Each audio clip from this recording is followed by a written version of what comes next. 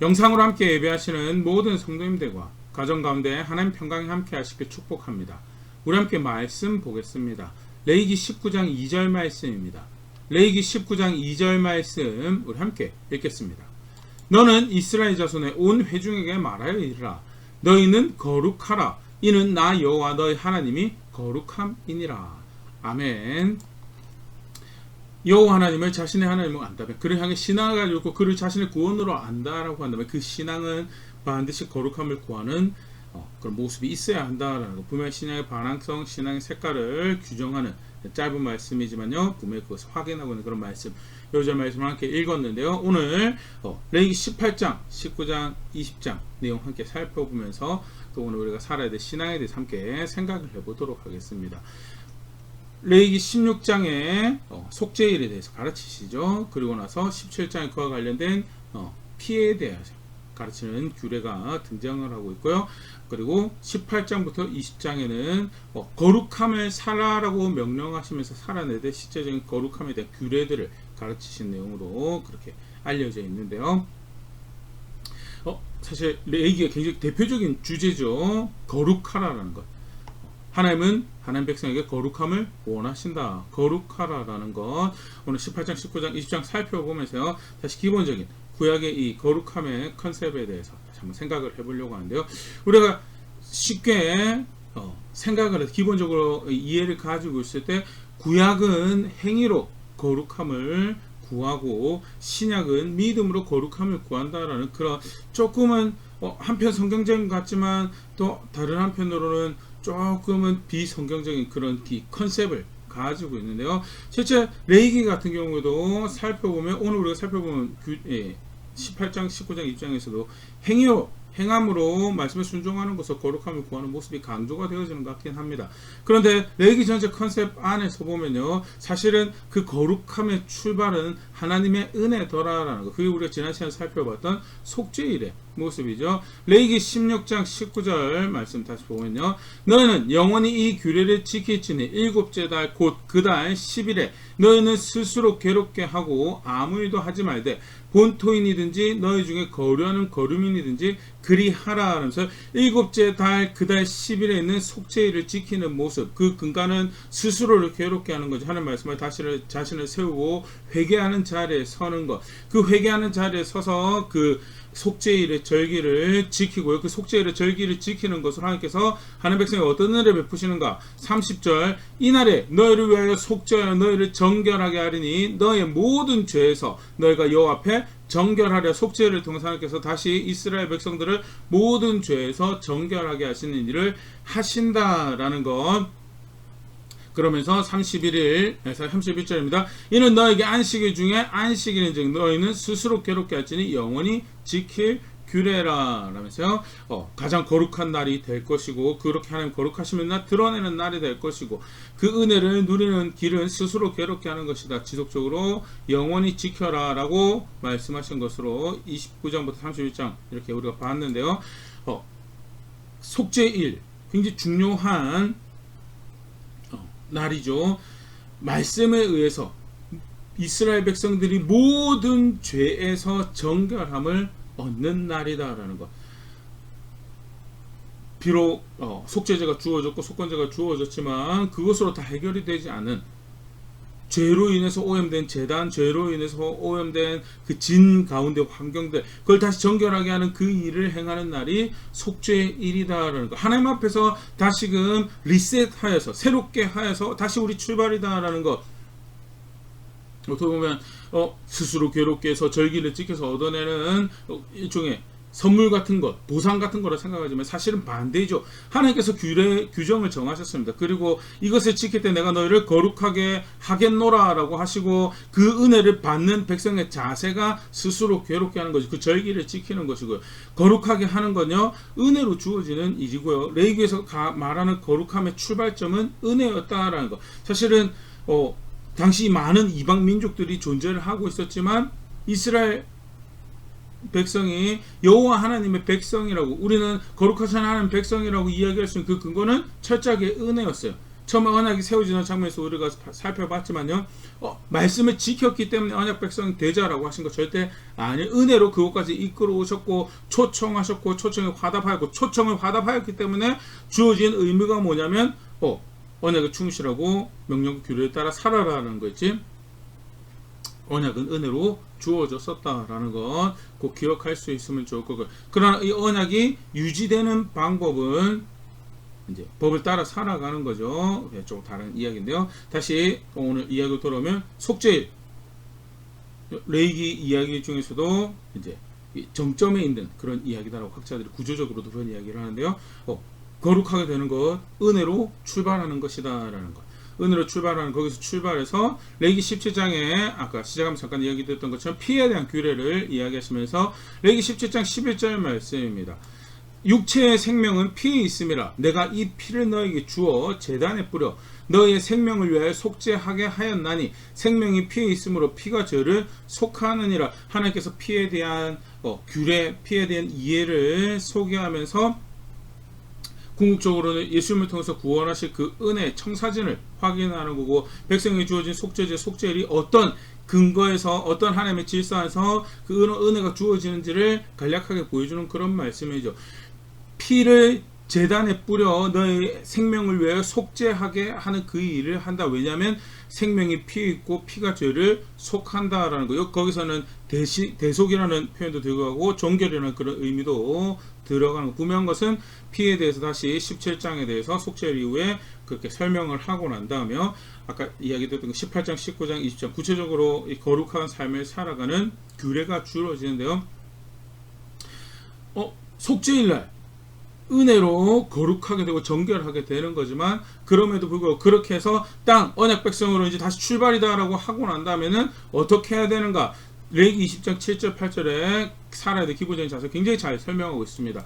너희는 스스로 깨끗하게 하여 거룩할지어다. 나는 너희의 하나님 여호와이니라. 스스로 깨끗하게 하여 거룩하라. 스스로 거룩한 삶을 스스로 깨끗하게 하는 삶을 살아가라라고 하나님의 이름을 걸고 명령을 하시죠.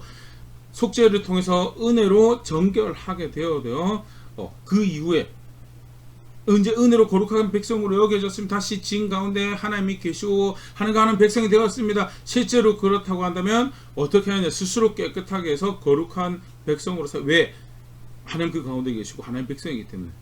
스스로 깨끗하게 하고 거룩한 삶을 살아가는. 어떻게 스스로 깨끗하게 거룩한 삶을 살아가는가?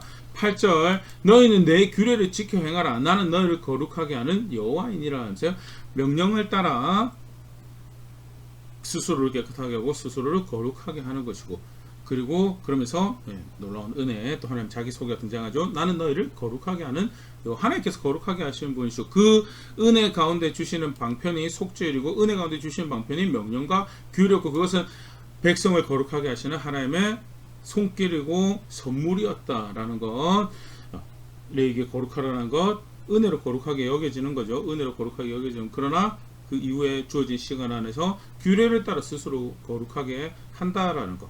가장 기본적인 하나님 사실 신약에서도 마찬가지고. 나아가서 그러면 실제로 스스로 깨끗하게 거룩하게 살아간다라고 하는 백성의 보면 청사진과 같은 그런 모습이 이제 18장, 20장에 이렇게 묘사가 되어지는데요. 18장 2절에서부터 5절 말씀입니다.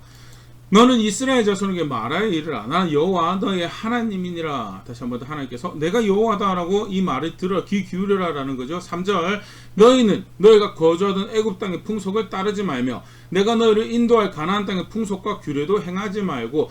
애굽 땅에서 나왔죠. 그러나 거기 그 방식대로 살아가는 것도 아니고 인도하에 들어간 가나안 땅의 풍속 규례도 따르는 것이 아니다. 그럼 무엇 따라 살아갑니까? 4절 너는 내 법도를 따르며 내 규례를 지켜 그대로 행하라. 나는 너의 하나님 여호와이다. 내 법도와 규례를 따라 살아가는 것이다. 그러면서 5절 너희는 내 규례와 법도를 지키라. 사람이 이를 행하면 그로 말미암아 살리라.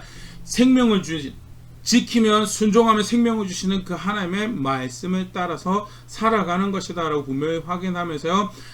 좀 전에 우리가 3절 말씀에서 봤지만요. 이집트 사람처럼 살아가는 것도 아니다. 가나안처럼 삶처럼 살아가는 것도 여기 대표적으로 이집트의 영향을 받았죠. 또 들어가 살면서 가나안 땅의 영향을 받을 거죠. 그럼에도 불구하고 그들처럼 살아가는 것이 거룩한 백성이 살아가는 모습이 아니다. 규례를 따라 스스로 깨끗하게 하고 거룩하게 한다라고 한다면 그 거룩하신 하나님의 은혜에 아멘하고 순종하여서 은혜로 내가 이 자리에 서 있음을 압니다라고 그렇게 살아가고 그 규례에 따르면 어떤 백성이 되는 건가? 이집트에서도 구별되어지고 가나안에서도 구별되어지는 거룩한 백성으로 살아간다는 것, 스스로 거룩하게 한다는 것, 거룩하라는 것은 대표적인 의미로 구별되는 것, 실제 명령을 따라 살아간다라고 한다면 어떻게 될 수밖에 없는가? 이집트에서도 구별되고 가나안 땅에서도 구별될 수밖에 없다라는 것. 20절에 다시 20장에 22절부터 다시 유사한 말씀 한 번 더 말씀하시는데요.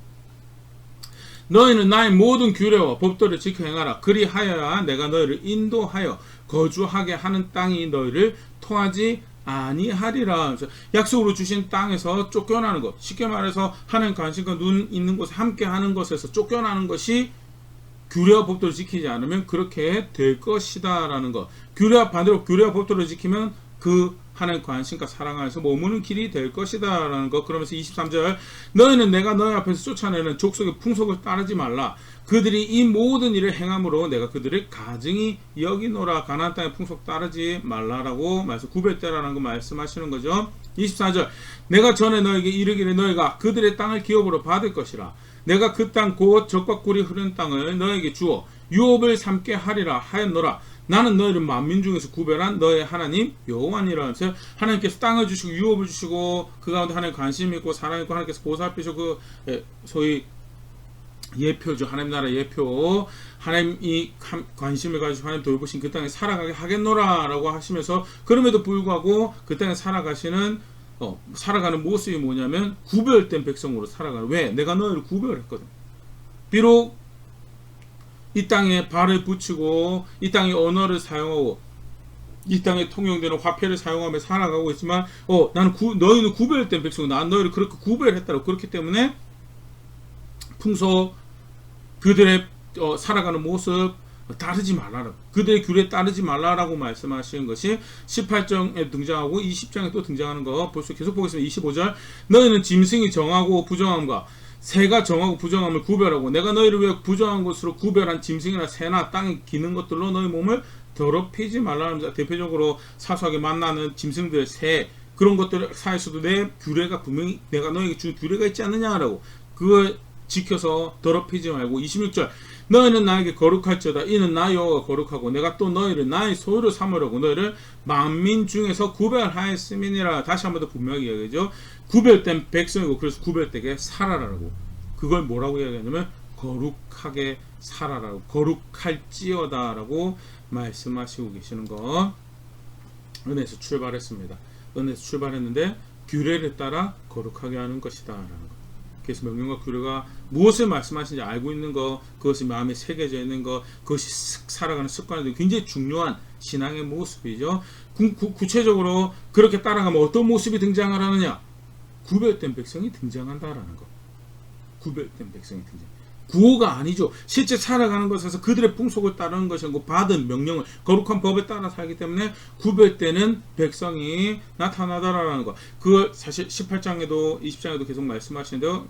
가장 핵심으로 이야기하는 것이 20장이죠. 18장에서는 주로 이제 성적인 타락에 대해서 말씀을 하고 계신 정황들 볼 수가 있고요. 20장에서는 그걸 강화해서 소위 20장의 가장 큰 특징은 죽어야 할 죄에 대해서 다시 강화해서 설명하신 거. 아까 우리가 20장 22절 보면서도 그런 말씀 봤었는데요. 너희를 그 땅에서 토해낼 것이다 라고. 쉽게 말해서 하나님 계신 곳에 함께할 자격이 없다라는 것을 분명히 하면서 거룩하신 하나님과 함께하는 길, 그가 그의 나라에 거하고 그의 지인 가운데 거하고 그의 보호와 그의 관심 가운데 살아가는 모습, 스스로 구별해 거룩하게 살아가는 것이다 라는 것 다시 분명히 확인하고 있는 정화 보일 수가 있고요. 좀 전에 이야기 드렸던 것처럼 오늘 이제 구체적인 모습을 19장에서 살펴보려고 하는데요. 사실은 쭉 살펴보면 이래서 10계명을 가장 기본 모판이라고 하는구나 라는 거, 기본적인 내용은 10계명의 내용에 다 이제 포함이 되는 거기서 이제 더 벗어난 내용들은 없는데 거기 다 포함된 내용인데 구체적으로 그것이 어떻게 표현되어지고 있는가 좀 눈여겨보면서 간단하게 레위기 19장에 언급되고 있는 모습 살펴보면요. 먼저 거룩하라라고 말씀하시면서 19장 3절에 이렇게 말씀하십니다. 너희 각 사람은 부모를 경외하고 나의 안식일을 지키라. 나는 너희 하나님 여호와이니라. 부모를 경외한다라는 거 5계명에 부모를 공경하라는 말씀 똑같은 거 말씀하시는 거죠. 그렇기 때문에 여기서 부모를 경외한다는 것도 단순히 부모를 잘 받들고 부모의 종이 되라 그게 아니죠. 하나님께서 은혜를 베풀기 위해 사용하는 권위와 질서를 존중하라라는 거죠. 만약에 부모를 존중한다라고 부모를 경외한다는데 부모가 하나님 법을 존중하지 않아요. 부모가 하나님을 존중하지 않아요. 그러면 그 부모를 하나님 원하시는 대로 존중할 수가 없게 되죠. 여기서 그래서 부모를 경외한다라는 것은요, 전제하고 있는 것이 그 부모가 하나님을 경외하고 있다는 것, 하나님 법을 존중하고 있다는 것을 의미를 하는 거고, 총체적으로는 더 근원적으로는 무엇을 이야기하는 것인가? 권위와 질서를 존중하라라는 것. 절대 무질서한 것은 사실 어떻게 보면 19장 3절 가장 처음에 거룩하라라고 이 계명이 등장하는 거요. 거룩한 삶을 살아간다라고 할 때 가장 중요한 것은 질서를 따르는 것인 거에 대해서 분명히 확인할 그런 것도 생각을 해볼 수가 있고요. 거룩하다라고 하는 것은 무질서한 것과 절대 함께 갈 수 없다라는 것. 하면서 아울러서 말씀하시는 것이 안식일을 지키라라는 것. 그건 이제 그 뒤에 나오는 거랑 카테고리를 같이 볼 수 있을 것 같은데요. 권위와 질서 존중하는 것, 그게 거룩한 거다. 두 번째로 우리가 볼 수 있는 게 레위기 19장 4절 말씀입니다. 너희는 헛된 것들에게 향하지 말고 너희를 위하여 신상들을 부어 만들지 말라. 나는 너희 하나님 여호와이니라. 어떻게 1계명, 2계명에 해당되는 내용이죠. 어떻게 보면 이게 가장 먼저 나와야 될 것 같은데 실제로 거룩한 삶을 살아간다고 할 때 권위, 아까 이야기했던 대로 좀 전에 말했던 권위와 질서 존중하는 거 중요하고 하나님만 향하는 것도 중요하죠. 근데 3절이 먼저 나왔던 정황에서는 문제에 얘기했던 대로 거룩함을 살아난다고 했던 기준을 따른 질서가 얼마나 중요한가 강조하는 그런 표현으로 보일 수가 있고요. 4절의 내용은 하나님만 향하라는, 기도의 대상도 하나님이고 구원을 요청할 대상도 하나님이고 예배의 대상도 하나님이고, 그를 안다라고 할 때 이미 신상을 보고 만드는 것이 아니고 말씀을 따라 아는 것이고, 그러면서 5절에 이렇게 표현합니다. 너희는 화목제물을 여호와께 드릴 때 기쁘시게 받으시도록 드리고, 내가 기도하고 내가 제사하고 내가 예배하는 기준이 뭐냐? 하나님이 기뻐하시는 것. 하나님 기뻐하시는 것. 기도의 기준이 하나님 기뻐하시는 것이다라는 거 너무 당연한 이야기인 것 같은데, 사실은 이 기본적인 것도 사실 나중에 이사야 시대나 예레미야 시대 가면 안 지켜지는 정황을 보일 수가 있죠.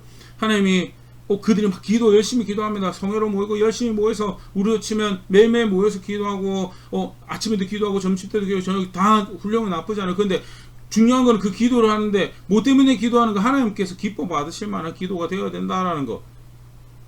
내가 내 원하는 욕심 우르르 이해하고 속도 후련하고 그래서 내가 기도한 것 같다. 기도하면 이루어주신다고 하니 이루어주시겠지. 그런 막연한 막 던지고 알아서 받으세요 하는 그게 하나님이 기쁘시게 하시는, 하나님이 기쁘게 받을 만한 예배, 기도, 제의적인 것들 기준이 하나님입니다. 그렇게 하나님만 향하는 거예요. 하나님 받으실 만한 기도는 결국 뭐죠? 언약 백성, 언약 자리 백성으로서 언약 충실한 자리에 지키면서 언약 하나님 영광을 받으시도록 구하는 것이 그게 기도의 기준이죠. 자기 욕심 이루기 위해서 1월 성신에게 치성 드리는 것처럼 기도하는 것, 그건 성경 기도가 절대 아니죠. 인간적인 측면에서 도움이 필요한 존재에게 이야기할 수 있습니다. 그거는 이제 기도를 처음 시작하는 사람들이 사실은 좋은 첫 단추는 아니고, 성경에서 가르치는. 그럼에도 불구하고 인간적인 측면에서 이해는 해줄 수 있지만 사실은 그걸 성경에서 기도라고 할 수가 없다라는 거. 기도의 기준은 하나님 기쁘시게 받으시는 것이다. 삶에서 하나님 존중 하나도 안 해요. 시간에 사용해서, 재정에 사용해서, 또 가지고 있는 재능에 사용해서 하나님 존중 하나도 없어요. 그러면 내가 기도하면 하나님 들을 거다라는 그런 착각 가운데 기도하고 그 하나님 그 기도 이루어 주실 거다라고 기도하는 거, 하나님 기쁘게 받으시도록 그렇게 하나님만 향하는 것이 그다음 거룩한 것이다라는 거. 계속 보면 관련해서 또 하나님 향하는 또 다른 모습이죠. 레위기 19장 30절, 아까 2절에 등장을 했었었는데요. 죄송합니다. 3절에 등장했었었는데요. 19장 30절, 내 안식일을 지키고 내 성소를 귀히 여기라. 나는 여호와이니라 하면서요. 하나님 안식일을 지키고, 안식일을 지킨다는 것은 주신 은혜 기념하고 기억하고 감사하고 주실 은혜를 향한 것, 또 다른 모습의 하나님 향하라라는 그런 계명이고, 내 성소를 여호와의 이름으로 불려지는 것들을 소중히 여기고 귀히 여기고 그 명령과 규례를 따라서 마땅히 존중해야 될 것들 존중하는 그런 모습, 또 다른 모습의 하나님만을 향하는 하나님 존중하는 그런 모습들을 분명히 확인을 하고 있는 그런 말씀이고요. 그게 뭐냐? 그게 거룩한 것이거든. 권위와 질서 따르고 하나님만 향하고요. 그 다음에 말씀하시는 것이 우리가 또 볼 수 있는 게요, 레위기 10장 9절 말씀입니다. 너희가 너희 땅에서 곡식을 거둘 때 너는 반 모퉁이까지 다 거두지 말고 너희 떨어진 이삭도 줍지 말며, 어떻게 보면 가장 내 거라고 이야기할 수 있는 것에 대해서 이야기해요. 내 땅에서 내가 수고한 곡식을 거두는데 모퉁이까지 바삭 다 걷지 말고 떨어진 이삭도 줍지 말고 남겨두라라는 거지. 10절, 내 포도원의 열매를 다 따지 말며 내 포도원에 떨어진 열매도 줍지 말고 가난한 사람과 거류민을 왜 버려두라. 나는 너의 하나님 여호와이니라. 가난한 사람과 거류민을 생각하라라는 거지. 그들을 배려하고 그들을 돌보는 그런 자세를 가지고 있어요. 주시는 은혜가 필요한 사람하고 나눌 수 있는 그런 자세를 가지고 있어요. 도움이 필요한 사람과 그 은혜를 나눌 수 있는 그런 자세를 가지는 것에 대해서, 그게 은혜를 입은 사람이 살아가는 방식이고, 아울러서 아까도 제가 그런 이야기 드렸었는데요, 내 포도원과 내 밭이요, 가장 내 거라고 여기지. 그리고 더더군다나 내가 수고해서 얻은 열매들을 내 마음대로 사용할 수 없는 것, 내가 존중해야 돼. 그 은혜를 주신 주인이 있구나라는 것을 기억해내고 그 은혜로 내가 살아가는 것이고, 그래서 동일하게 은혜가 필요한 그의 백성들에게 은혜를 나누는 삶을 살아가는 것, 그 또한 그것이 거룩하게 살아가는 모습이다라는 거예요. 레위기 19장 33절 34절에서 똑같은 말씀도 볼 수 있는데요, 거류민이 너희 땅에 거류와 함께 있거든 너희는 그를 학대하지 말고 너희와 함께 있는 거류민을 너희 중에서 나은 자같이 여기며 자기같이 사랑하라. 너희도 애굽 땅에서 거류민이 되었었느니라. 나는 너의 하나님 여호와이니라 하면서, 그 땅에 살고 있는데도 불구하고 그 땅에서 누리는 권리가 없는 사람이 거류민이죠. 그럼에도 불구하고 그들을 학대하지 말고 그들을 박대하지 말고 그들을 사랑하고 아끼고 그들을 위하라는 것, 마찬가지죠. 은혜를 나누는 삶을 살아야 되며, 여기는 분명한 근거를 또 이야기를 합니다. 너희가 그런 은혜가 필요한 사람들이 아니었느냐라고. 내가 그 은혜를 입은 것을 안다면 은혜를 나누고 사는 것이 그것이 마땅한 반이라면서요, 그걸 가르치면서 아까도 얘기했던 것과 마찬가지로 하나님이 주인이시다라는 것을 동시에 확인하는 그런 말씀, 그거 주지하고 살아가는 게 그게 뭐예요? 그게 거룩한 삶을 살아가는 거죠. 레위기 19장 23절에서도 비슷한 거 하나 볼 수 있는데요, 너희가 그 땅에 들어가 각종 과목을 심거든 그 열매는 아직 할례받지 못한 것으로 여기되 곧 3년 동안 너희는 그것을 할례받지 못한 것으로 여겨 먹지 말 것이요, 그 땅에 들어가 내가 심은 나무의 열매, 그러나 3년 동안 내가 취하지 못한다라는 거, 먹지 못한다라는 거. 내가 수고한 건데, 내 밭에서 내가 수고한 거, 내가 얻은 거, 내가 내 마음대로, 그 어떤 거 내가 내 마음대로 할 수 있을 것 같은데, 아니다라고. 왜 그거 내 마음대로 할 수 없습니까? 너의 주인이 계신다라고. 너를 그걸 수확하게 할, 그래서 그 앞에서 바른 것, 그 앞에서 옳은 것, 그거 선택해 가는 것이, 그것이 거룩한 것을 살아가는 모습이고, 가장 큰 이해죠. 그것이 거룩한 삶을 살아가는 모습으로 레위기 19장에 소개되어지고 있다는 거. 계속 보겠습니다. 레위기 19장 11절, 너희는 도둑질하지 말며 속이지 말며 서로 거짓말하지 말며. 도둑질하지 말라, 거짓말하지 말라. 8계명 9계명 해당되는 말씀. 그 도둑질하지 말라 보면, 도둑질하지 말라는 결국 도둑질 안 하는 걸 의미하는 게 아니고, 도둑질하지 않으려면 스스로 수고하여서 선한 열매를 맺기 위해서 노력해 하나님께서 허락하신 거 가지고 계속해서 무엇이 그가 기뻐하시는 열매를 맺는 것이냐, 내가 계속해서 수고하고 있는 자리에 있어야 돼요. 그게 도둑질하지 않는 거예요. 그거 안 하고 있으면 도둑질할 수밖에 없게, 내가 없어서 도둑질하게 되기도 하고요. 내가 게을러서, 내가 없어서 도둑질하고 내가 게을러서 내 손으로 하기 싫어서 남의 거를 가지고 오게 되는 그런 도둑질을, 무엇보다도 내가 내 거를 위해서 수고하고 있지만 내가 해야 될 일을 하고 있지 않으면 도둑질을 하게 된다라는 거. 도둑질하지 말라. 그래서 선한 열매를 맺기 위해서 수고하는 거. 거짓말하지 말라. 계속 보겠습니다. 12절입니다. 너희는 내 이름으로 거짓 맹세함으로 너의 하나님의 이름을 욕되하지 말라. 나는 여호와이니라 하면서 거짓 맹세하는 거, 거짓말하는 거, 사실은 금하시는 대표적인 쉽게 말해서 금하시는 대표적인 내용이고, 그것이 의미하는 뭐죠? 거짓말하지 않기 위해서는 항상 진실을 항상 진실하기 위해서 살아가야 되는 것이고, 그것이 모든 관계에서, 모든 사건에서, 모든 시간에서 진실하기 위해서 살아내야 되는, 그게 하나님 백성이 살아가는 모습이에요. 그게 거룩한 거죠. 그게 거룩한 겁니다. 진실하지 않으면서 이름만 명찰만 거룩한 백성이라고 다 알고 있어요. 말에서 진실하지 않고, 행동에서 진실하지 않고, 생각에서 진실하지 않고, 그렇게 살아가요. 사실 근데 진실하게 살아간다는 거 생각보다 굉장히 많은 수고를 요구하는 거죠. 진실한 거 싫어하기 때문에 기본적으로 아담의 구획의 본성이, 사람이 진실한 거 좋아하지 않죠. 자기 편에 서는 거 좋아하죠. 자기 편 들어주는 거 좋아, 공감해 주는 거죠. 진실한 거 별로 좋아하지 않아. 그렇기 때문에 하나님 백성으로 진실하게 살아가려고 한다면 많은 반대를 무릅써야 되는, 대가를, 수고를 감당해야 되는 거고, 그럼에도 불구하고 하나님 백성이기 때문에 그런 수고를 해야 되고, 그게 뭐예요? 그게 거룩하게 살아가기 위해서 수고하고 애쓰는, 거룩함을 따르는 그런 모습이에요. 그게 성경에서 다시 레위기 19장에 가르쳐지고 있고요. 계속 보겠습니다. 레위기 19장 13절. 너는 내 이웃을 억압하지 말며 착취하지 말며 품꾼의 싹을 아침까지 밤새도록 너에게 두지 말며 하면서 도둑질하는 모습으로도 생각할 수 있지만요, 하나님 형상을 하나님 형상답게 대하는 거죠.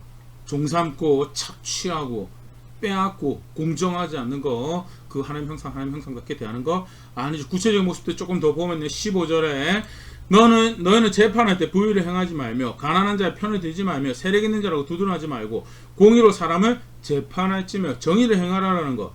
가난하다고 가엾다라고 편들어주고, 그것도 불의한 거예요. 돈 많고 힘세네, 목소리가 크네, 그렇게 편들어준 것도, 그것도 불의한 거고요. 하나님 백성 어떻게 살아야 되느냐, 판단할 때 어떻게 해야 되느냐, 정의를 행하고 무엇이 공정한 것이, 그거 관심 가지고 살아가야 되죠. 진실한 건 마찬가지고 동일하게 살인하지 말라는 6번째 계명에 해당하는 것도 이렇게 소개가 되어지고 있는 정황 볼 수 있고요. 계속 보겠습니다. 정의를 행하는 거 35절 36절 어떻게 또 표현되고 있는가. 너는 재판할 때나 길이나 무게나 양을 잴 때 불의를 행하지 말고, 단순히 판단할 때뿐만 아니라 거래를 할 때, 36절 공평한 절과 공평한 추와 공평한 에바와 공평한 인을 사용하라. 나는 너희를 인도하여 애굽 땅에서 나오게 한 너희 하나님 여호와니라. 여호와의 이름을 걸고 다시 말씀하시는 거고요. 속이는 것, 불의를 행하는 거, 공정하지 않은 거, 하나님 그거 죄라고 하시는 거, 그 거룩한 거 절대 아니다. 거룩하신 하나님과 함께 할 수 있는 길이 절대 아니다라는 거. 정의를 행하라는 거. 정의를 해서 상대방이 하나님께서 하나님 형상을 어떻게 대하는가를 공의로 대하시죠. 권리를 빼앗으지 않으시죠. 심지어 죄지을 권리조차도 그에게 허락하신 분 하나님이시고, 공정하게 행하면서 정의롭게 대하는 건 하나님 형상을 대하는 대표적인 모습이고요. 또 아울러서 계속 보겠습니다. 16절. 너는 너의 백성 중에 돌아다니며 사람을 비방하지 말며 너의 이웃의 피를 흘려 이익을 도모하지 말라. 나는 여호와이니. 자신의 욕심을 해서 이익을 도모하기 위해서 무고한 사람들에게 피해를 입히는 것, 대표적인 모습이 비방하는 거죠. 자기 편만 들어서 사람 비방하고 이간질하고 진실되지 않는 이야기인데 왜곡되게 전달해서 결국 관계를 망가뜨리는 거, 그거 다 뭐예요? 상대방에 피해를 입히는 거고, 그거 하나님 형상답게 대하는 게 아니지. 그 정의로운 것도 절대 아니고요. 살인하는 모습이고, 그렇게 하지 말라라는 거. 구체적으로 그 다음에 이웃 사랑하라라는 거 17절 18절 볼 수 있습니다. 너는 내 형제를 마음으로 미워하지 말며 너의 이웃을 반드시 견책하라. 그러면 내가 그에 대하여 죄를 담당하지 아니하리라 하면서, 미워하지 말고, 그러나 어떻게 해요? 상대방에게 무엇이 잘못이 있으면 견책하라고, 꾸짖어서 가르치라고, 너 잘못했다라고 진실된 것을 진실하게, 진리를 진실되게 이야기해 주는 거, 그것 또한 그게 사랑하는 거죠. 왜 그렇지 않으면 그에 대한 죄를 담당하는 것이다라고. 18절 원수를 갚지 말며 동포를 원망하지 말며 너의 이웃 사랑하기를 너 자신과 같이 하라. 나는 여호와이니. 원수 갚지 말고 원망하지 말고 이웃을 사랑하라라는 것. 사실 19장에 더 자세하게 등장을 하고 있습니다. 무엇이 거룩한 것인가? 백성이 살아가야 될 거룩한 모습인가? 구체적인 삶의 모습들이 쭉 소개가 되면서 하나님은 그걸 원하신다고, 이게 거룩한 것이다라고 기준을 제시하고 있다. 권위하지. 우리 사실 간단하게 살펴봤지만 10계명에 이미 우리가 살펴봤던 내용들이 많이 다수 중복돼서 다시 확인되어지는 정황도 볼 수 있고요. 그래서 아까 우리 처음 시작하면서 얘기했던 것처럼 모판이라고 10계명이 모판이고 그 위에 구체적인 이런 모습들이 백성의 삶을 모습을 규정하고 있다는 것 볼 수 있으면 좋고, 권위와 질서에 따라서 하나님 향하고 은혜를 나누고 선한 열매를 맺기 위해서 수고하고, 그래서 궁극적으로 도둑질하지 않고 진실한 삶을 살아가면서 정의를 행하고, 그렇게 하나님 형상을 하나님 형상답게 대하고 이웃 사랑하는 모습, 그게 거룩한 것이다 라고 규정하고 있고, 실제로 그렇게 살아가야지 어떻게 되는 거예요? 구별되는 거예요. 이집트에서도 구별되고 가나안 땅에서, 오늘 부산에 살아가면서도 사실은 우리 간단하게 살펴봤지만 정의를 행하는 거, 공정한 거, 사실 뉴스에서 많이 접하는 이야기가 공정하지 않구나, 진실하지 않구나, 정의롭지 않구나, 정말 특별한 뉴스가 아니라고 생각될 만큼 우리 사회에 전제 이렇게 굉장히 내재되어 있고 많이 드러나는 모습들이고, 그 가운데 공정한 거 생각하기 위해서 계속적으로 노력하고, 사실은 그래서 여담이지만 교회는, 성도는 편이 없어요. 바른 거 행하는 것이 중요하기 때문에 어떤 때는 빨간 편 같지만 또 어떤 때는 파란 편이, 왜? 정의를 행해야 되기 때문에 그때 바른 것을 그때 선택해 가면서 어떤 때는 빨간색이랑 같이 갈 수도, 어떤 때는 파란색이랑 같이 갈 수 있고, 그 편이 없기 때문에 그 빨간색이랑 파란색의 편을 먹으면 박해당하는 자리에 있는 거죠. 빨간색 편 들었다고 파란색한테 공격당하고, 파란색 편 들었다고 빨간색 공격당하고, 둘이 한 편이 되면 이익 따라 쫓아가는 놈이라고 오해받아서 또 공격당하고, 그래서 그게 기독교 2000년 역사에, 그 교회는 그게 사실은 하나님 편에 서는 거죠. 정의를 행하고 항상 진실하고 말씀대로 살아가기 때문에 그 어떤 편을 소속되지 못해 구별될 수밖에 없는 거. 이집트에 속하지도 않고 가나안에 속하지 않고 구별되는 백성 살아, 그게 성경에서 가르치고 있는 오늘 18장, 19장, 20장 다시 보면 확인하는 거룩한 삶이고요. 무엇보다도 실제로 명령하신 대로 그렇게 살아가지 않을 때 20장에서 땅이 너를 토해내 버릴 것이다라고. 그렇게 하지 않고 거룩하신 하나님하고 함께 할 수 있을 거라는 거, 사실은 기대할 수 없는 모습이다라는 거. 18장, 19장, 20장 다시 간단하게 규례 쭉 살펴보면서 구체적인 내용들이 등장하고 있어서요. 집에 가서 다시 한번 쭉 이런 이해를 가지고 읽어보시면, 내가 이런 모습을 살아야 될 텐데 하고, 금방금방 사실 특별한 깨달음이 필요한 것도 아니에요. 그냥 이렇게 살아야 되는데 직접적인 명령들을 주고 있는 규례들을 우리가 다시 눈여겨볼 수 있는데요. 분명한 것은 그렇게 하나님은 말씀을 가지고 하나님 백성을 규정하고 계시죠. 이렇게 살아가는 것이 백성이다라고, 그리고 길을 제시하고 계시는 거고, 그 규례를 따를 때 자연스레 구별되면서 거룩함을 살아가며 거룩한 하나님의 백성입니다라는 신앙을 고백할 수 있는 길이 된다라는 거. 18장, 19장, 20장의 내용인데요. 신약이 오늘 우리에게 무슨 의미가 동일한 의미를 가지죠. 단편적인 매년 드려야 되는 속죄제가 아니라, 속죄일이 아니라 단 한 번에 그러나 영원히 온전한 것을 이루시는 예수 그리스도의 십자가의 사역으로 하나님 백성이 되었어요. 은혜로 거룩한 백성이라 여겨졌어요. 어떻게 살아야 되느냐? 거룩한 백성답게 살아가야 되죠. 고린도서 3장 16절 17절 너무 그걸 잘 가르치고 있는데요. 너희는 너희가 하나님의 성전인 것과 하나님의 성령이 너희 안에 계시는 것을 알지 못하냐? 하나님의 성전이라고 여겨지는 것, 하나님이 함께한 백성이라고 여겨지는 것, 실제로 그래서 하나님 영이 함께하는 것, 그거 철저하게 절대 은혜입니다. 이스라엘 백성들이 그 많은 이방 민족들 중에서 거룩하신 하나님과 함께할 백성을 여겨주고 성막이 그들 가운데 세워졌던 것이 은혜였던 것처럼, 예수 그리스도 안에서 하나님 자격 없는 자들이 성전이라 여겨주고 하나님 성령이 함께하신 거 알지 못하냐라고 질문을 받게 되는 거, 철저하게 은혜죠. 은혜로 출발했습니다. 은혜로 출발했는데, 그런데 은혜로 출발했기 때문에 무엇이 오고 되느냐? 17절 누구든지 하나님의 성전을 더럽히면 하나님이 그 사람을 멸하시리라. 하나님의 성전은 거룩하니 너희도 그러하니라. 하나님이 너희를 거룩하게 하셨기에, 그 은혜로 너희를 거룩하게 여기셨기에 거룩하게 살아가라는 거, 더럽히지 말라는 거. 너의 사사로운 욕심으로, 너의 사사로운 선택으로 스스로를 더럽히고 하나님이 그렇게 멸시받아들이는 존재처럼 스스로 거역하고 대적하는 사람이 있다면 하나님 그를 멸하실 거다라고. 무슨 소리입니까? 이제 예수님 믿어서 성령이 저와 함께 하시고 저는 하나님 임재 가운데 있습니다. 더럽히면 멸하시는 대상이 되는 겁니다. 거기에 임재라고 우기는 거 뭐 여러 가지 경우를 생각해 보죠. 악한 중에 하나님 선하신 뜻을 이루어가는 그 개인의 신앙과는 아무런 상관이 없는 악한 중에 하나님 선하신 뜻을 이루어가는 그런 경우일 수도 있고요. 그나마 회개할 수 있는 기회를 허락하시는 그런 기회일 수도 있고요. 분명한 것은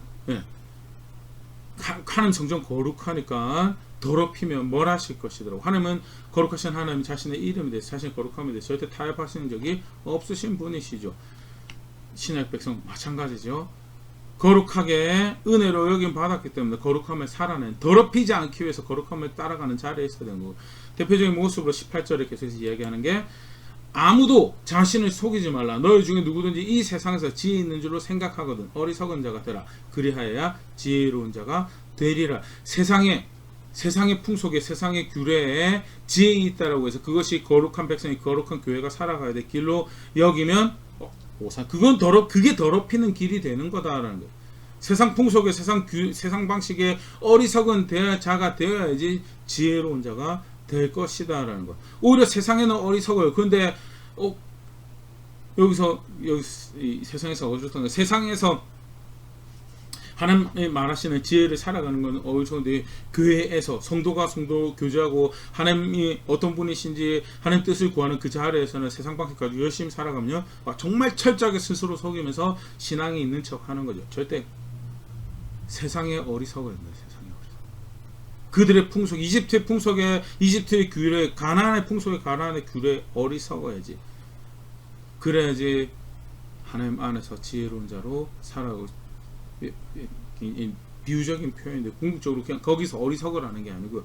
거기서 어리석은 만큼 그 어리석은 무엇으로 하나님의 지혜로 하나님 말씀으로 정말 살아내야 될 거룩한 것으로 채워 넣으라는 거고요. 그게 신약의 백성들에게 똑같이 요구되어지는 모습. 그때 거룩하면요, 지금 구약에서 우리가 이거 살펴봤던 거랑 다른 게 크게 없죠. 뭐 예를 들어서 할례라든지 의식법으로 또는 제사법으로 주어지는 것은 이제 제사나 의식은 예수만에서 다 성취된 거니까 그거는 지나간 것이라고, 예수 안에서 다 해결된 것이라고 하더라도 권위 질서 존중하는 것, 하나님 형상답게 대하는 것, 정의를 행하는 것, 공정한 것을 구하는 것, 결혼을 귀히 여기고 선한 열매를 맺어가기 위해서 도둑질하지 않고 애쓰는 자신의 자리 열심히 지키기 위해서 자기의 삶을 돌아다니면서 문제를 일으키는 것이 아니고 일만 만들기만 하는 것이 아니고, 그렇게 표현하죠. 자기 일 열심히 하라고. 자기 일 열심히. 그렇게 해서 도둑질하지 않는 자리에, 다른 사람 권리 빼앗지 않고 도둑질하지 않는 자리에 서는 것, 그리고 항상 진실하고 하나님 신뢰하고 살아가는 것, 그거는 사실 지속적으로 우리가 살아야 돼. 신약 백성 살아야 돼. 거룩한 것. 그런 규례는 하나님의 선물이고 하나님이 길을 보여주시는 것이다. 무엇보다도 예수님께서 그렇게 우리가 따라하는 분명 본이 되시죠. 은혜로 거룩하게 된 백성들 실제로 거룩함을 쫓아 살아야 되는, 좀 전에 고린도에서 성경적인 표현으로는 더럽히지 않기 위해서 살아요. 세상의 꾀로, 세상 방식으로, 전혀 성경적이지 않은 무질서로 더럽히면요, 그거 하나님 더럽혔다라고. 그거 네가 나를 거역하고 대적했다는.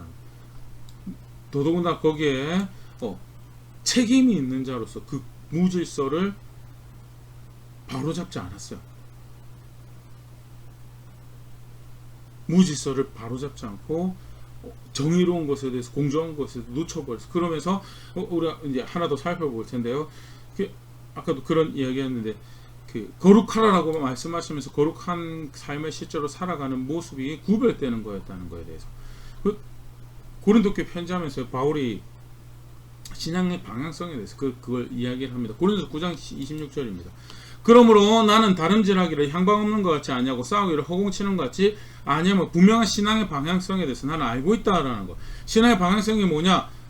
바울 같은 경우에 그렇게 선교 열심히 하고 교회 열심히 세우고 복음 전하고 그게 신앙의 방향성이냐, 그렇게 착각하는 경우들이 굉장히 많아요. 그래서 교회 열심히 세우고 사역 열심히 하고 복음 증거하고 있으면 그러면 나는 열심히 내 신앙을 살아냈다라고, 그거면 좀 욕심 따라 좀 살아가고 거짓되게 살아가고 공정하지 않아도 불의를 행하고 무질서를 행해도 하나님께서 선하다고 하시겠지.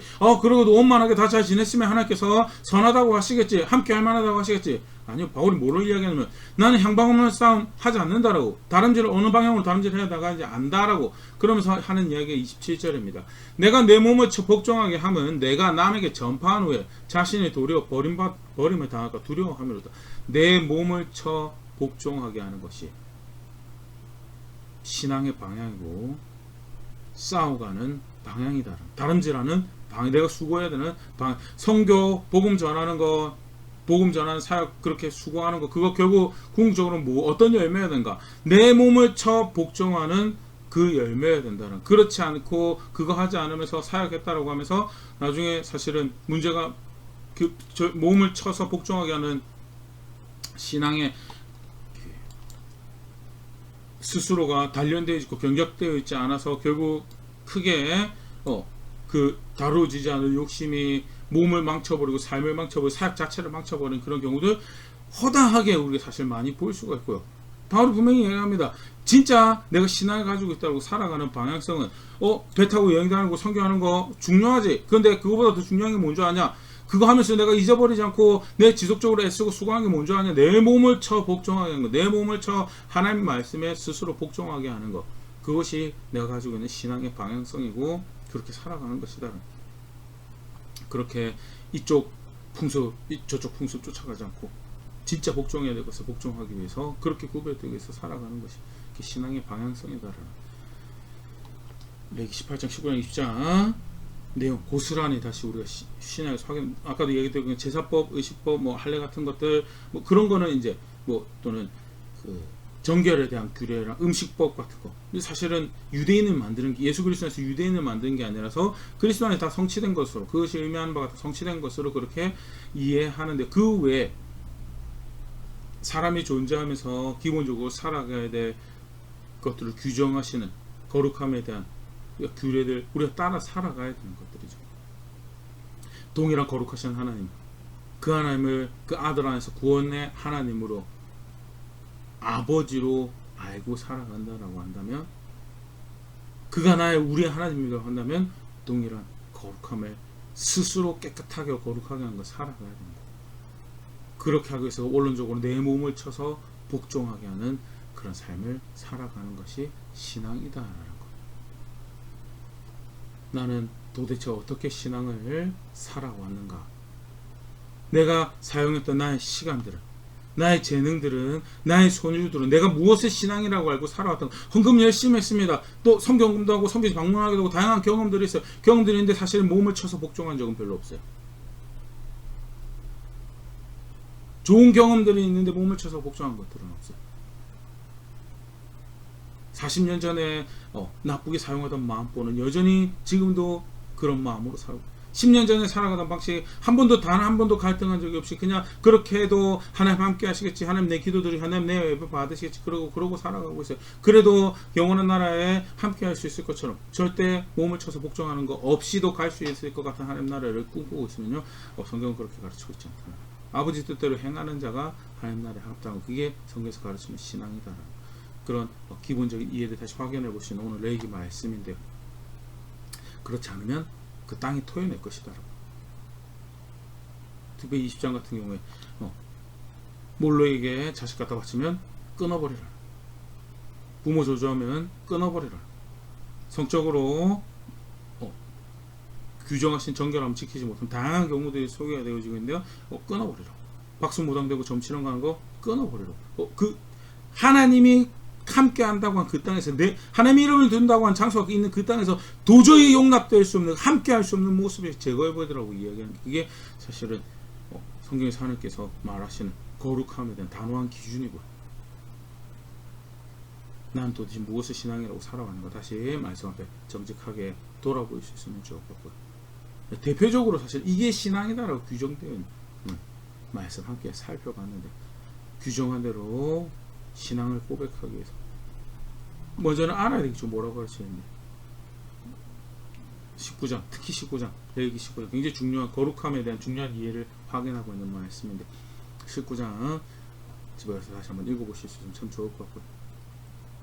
읽으면서 정리하면서 배워낼 거 배워내고 살아낼 거 실제로 살아내고 그걸 살아내기 위해서 버려야 돼 악한 나의 모습, 그릇된 나의 그 가치관들, 열정들 보석으로 진짜 입어야 될 거 입으며 내가 나의 구원의 하나님을 압니다. 내가 나의 소망이 어디 있는지를 압니다 하고 실제로 고백하고 그렇게 걸어가면 살아내는 자리에 있는 그런 제가 될 수 있으면 좋을 것 같고요. 그렇게 함께 성숙해져가는 우리 교회 될 수 있으면 좋을 것 같습니다.